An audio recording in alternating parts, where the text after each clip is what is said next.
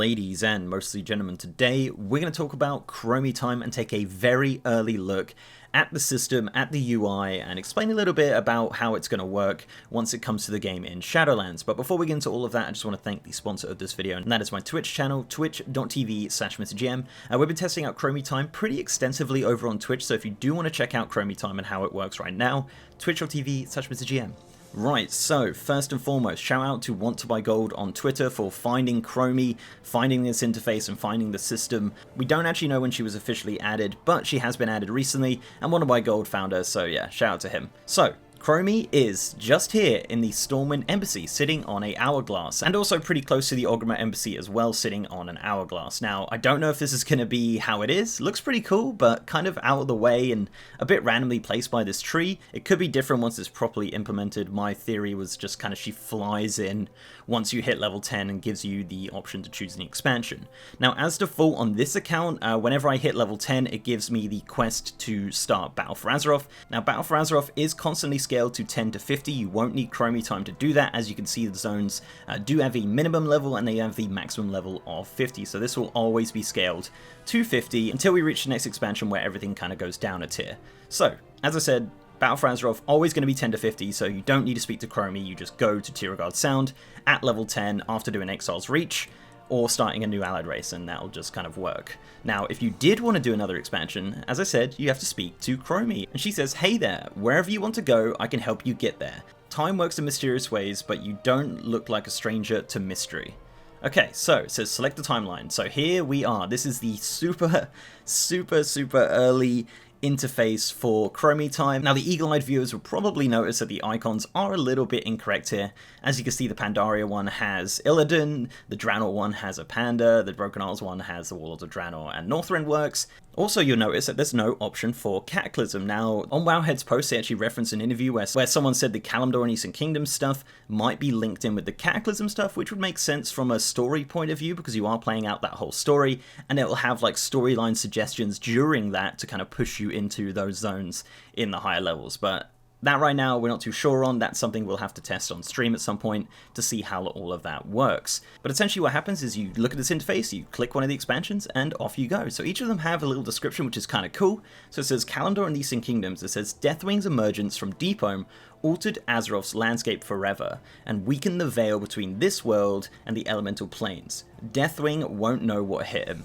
Now, I love the little quirky jokes in here, they're actually fantastic. So for Outland, it says the Dark Portal was once again opened, and the demons of the Burning Legion are advancing on Azeroth. Make sure their plans have a rather Azerothian-sized setback.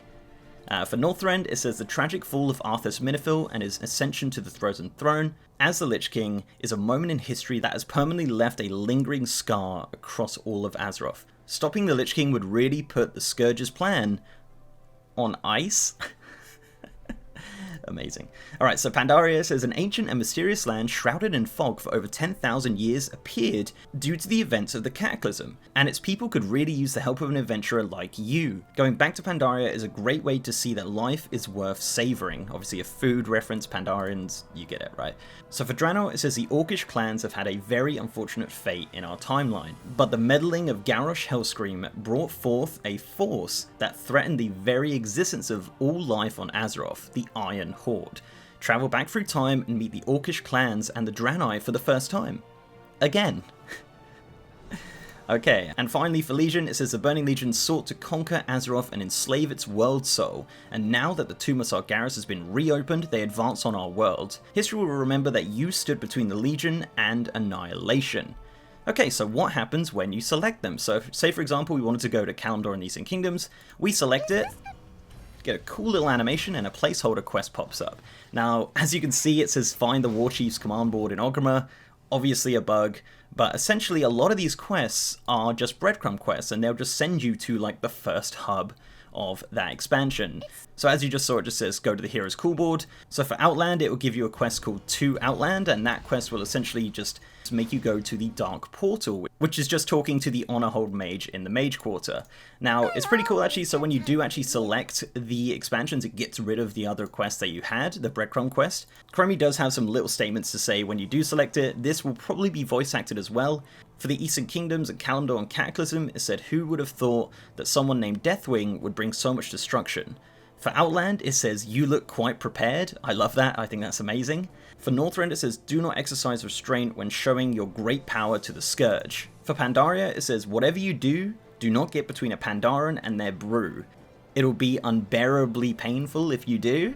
For Draenor, it says, if a scary orc offers you something to drink, you probably want to say no. And for Legion, it says, if you find a powerful weapon, just make sure it isn't corrupted by the Burning Legion or the Old Gods, okay? I love that. Okay, so here's a kind of basic overview of the system as of Alpha. Now, I did select Legion. As you can see, the Legion Returns quest has popped up, and the Broken Isles is now 10 to 50. Now, the interesting thing about right now on the Alpha, and I don't know if this is intended, but I think it might be. As you can see, Broken Isles is 10 to 50, but also Northrend is 10 to 50. Pandaria is 10 to 50. Draenor is 10 to 50. Outland 10 to 50.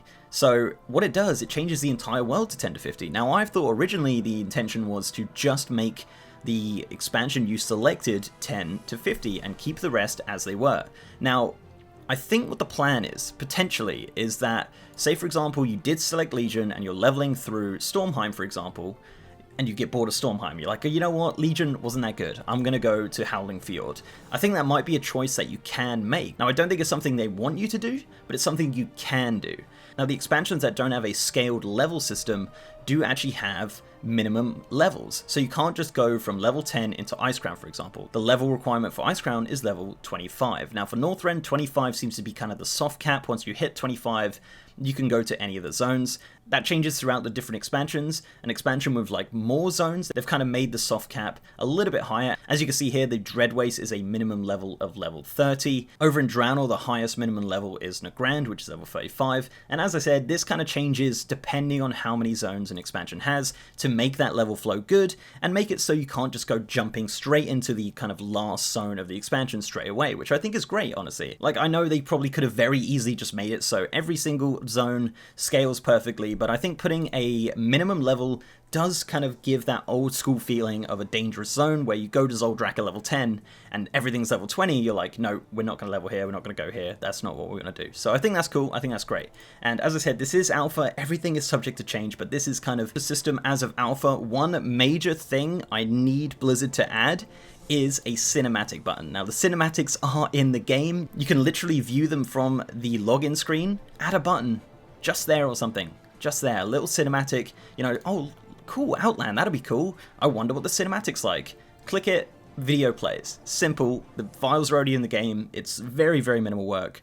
That would be such a cool little addition to be able to watch the cinematic for that specific expansion, to get you hyped up and excited to play that expansion all the way through.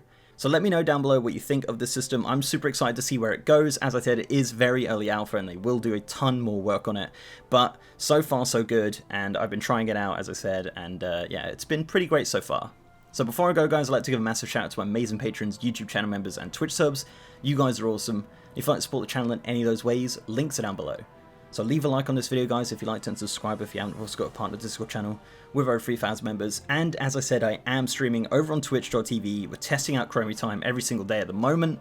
We'll be testing out pretty much every expansion from 10 to 50. So if you want to check me out, testing out Chromie time, seeing how it is, twitch.tv/MrGM. And with that, guys, I'll see you next time.